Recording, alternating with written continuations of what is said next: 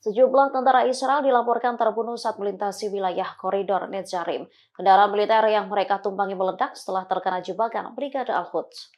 Brigade Al-Quds menyebut mujahidinnya meledakkan bahan peledak di bawah kendaraan Israel di lingkungan Al-Zaitun. Akibatnya, 2 senior Israel tewas terkena ledakan bom. Tewasnya kedua perwira senior Israel ini juga dikonfirmasi oleh tentara Zionis. Dari kedua perwira tersebut, salah satunya merupakan perwira logistik Batalion 8119. Tentara tersebut diketahui bernama Mayor Yotam Itzhak Pelet, 34 tahun. Selain Yotam Itzhak, perwira lainnya yaitu Sersan Mayor Mordechai Yosef Ben Soam. Saat itu Sersan Mayor Mordechai diketahui sedang membawa perlengkapan untuk tentara Israel.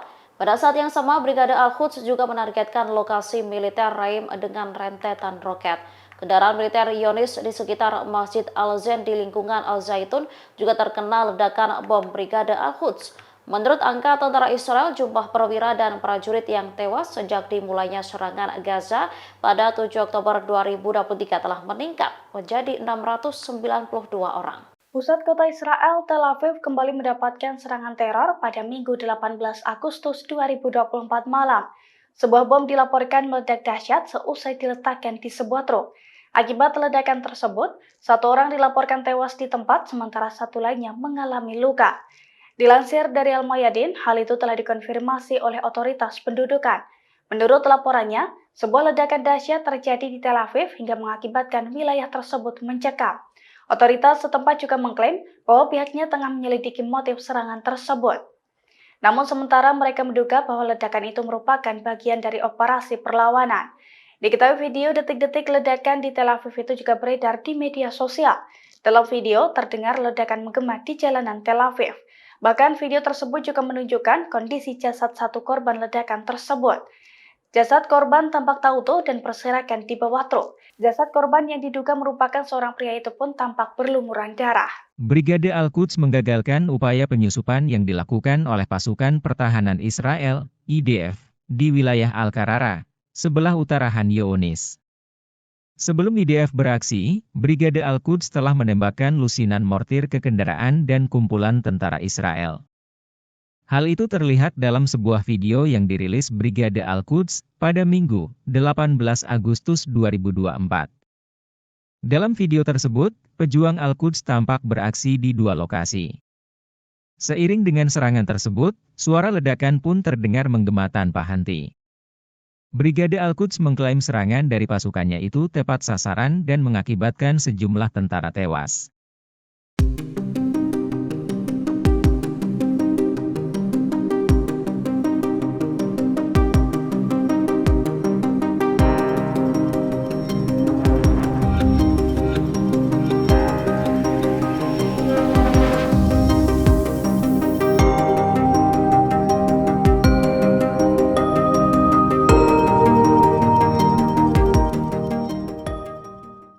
Pasukan perlawanan di Lebanon Hizbullah meluncurkan 11 operasi dalam 24 jam terakhir.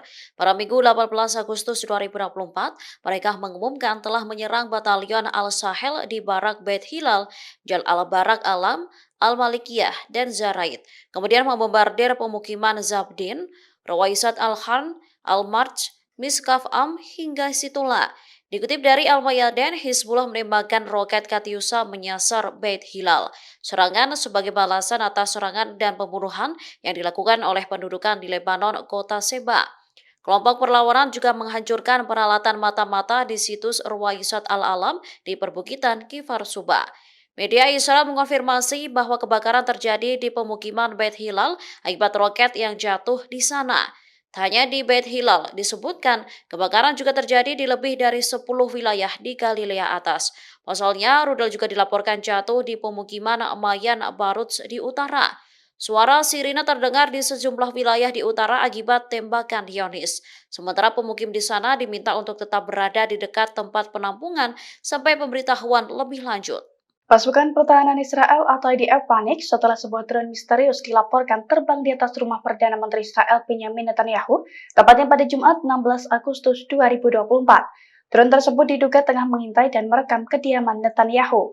Mengetahui upaya tersebut, IDF mengerahkan sejumlah jet tempur Israel ke lokasi kejadian.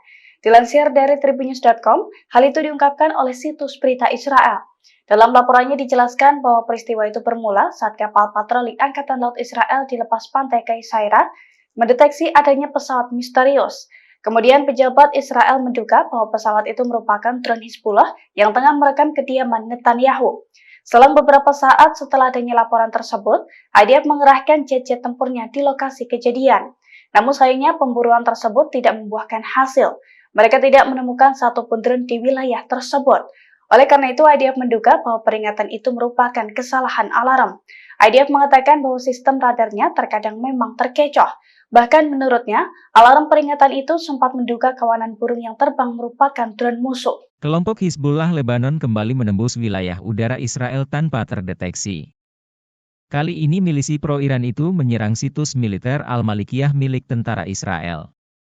Video yang dirilis pada Minggu, 18 Agustus 2024, memperlihatkan detik situs mata-mata Zionis meledak berkeping-keping.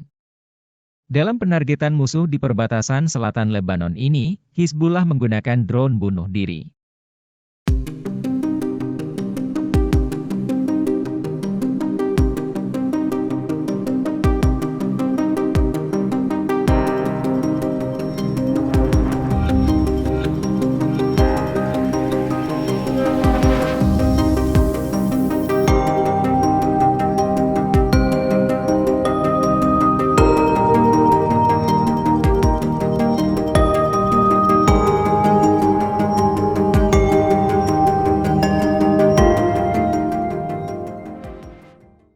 Perdana Menteri Israel Benjamin Netanyahu kembali didemo ribuan warganya.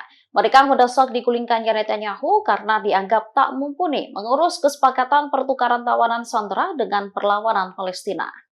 Dikutip dari tribunnews.com, ribuan warga Israel melakukan aksi demonstrasi di kawasan Kaplan Square, pusat kota Tel Aviv. Mereka membawa plakat berisi tuntutan kepada Netanyahu.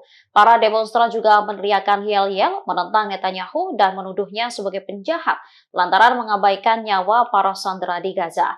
Tak hanya di Tel Aviv, unjuk rasa juga terjadi di sejumlah wilayah, mulai dari Haifa utara Israel dan di puluhan lokasi lainnya di seluruh negeri. Demo tersebut dipelopori oleh keluarga sandera Israel. Sebelum demo pecah, ribuan orang telah meminta Netanyahu untuk segera menyelesaikan kesepakatan pertukaran sandera serta gencatan senjata yang telah lama tertunda. Namun, tuntutan tersebut terus diabaikan Netanyahu. Alasan tersebut yang membuat warga Israel murka hingga menggelar aksi demo menuntut pemilihan umum dini untuk menggulingkan pemerintahan Netanyahu. Mereka bahkan mengancam akan membunuh Netanyahu jika tak segera mengundurkan diri. Amerika Serikat dilaporkan sedang memperkuat pangkalan militer di Suriah saat konflik Israel dan Iran memanas. Menurut sumber militer Suriah, ada 40 truk bermuatan senjata yang didatangkan dari pangkalan Amerika di Irak. Kantor berita Lebanon Al-Mayadin melaporkan pada Minggu 18 Agustus bahwa puluhan truk membentuk konvoi. Selain mengangkut senjata dan amunisi, kendaraan tersebut juga mengangkut bahan bakar untuk keperluan militer. Media Rusia Sputnik menggambarkan perpindahan aset militer itu sebagai tindakan ilegal.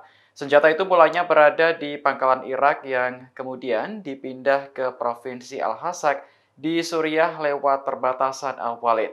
Sebelumnya pada awal Agustus, Amerika juga mengerahkan 15 helikopter Apache dan aset militer tambahan ke pangkalan Suriah. Pengerahan ini terjadi saat Amerika dan Israel bersiap menghadapi respons dari Iran atas kematian Ismail Haniyeh. Haniyeh sebelumnya tewas dalam ledakan di Teheran akhir Juli lalu yang menurut Garda Revolusi disebabkan oleh Israel. Download Tribun X sekarang, menghadirkan lokal menjadi Indonesia.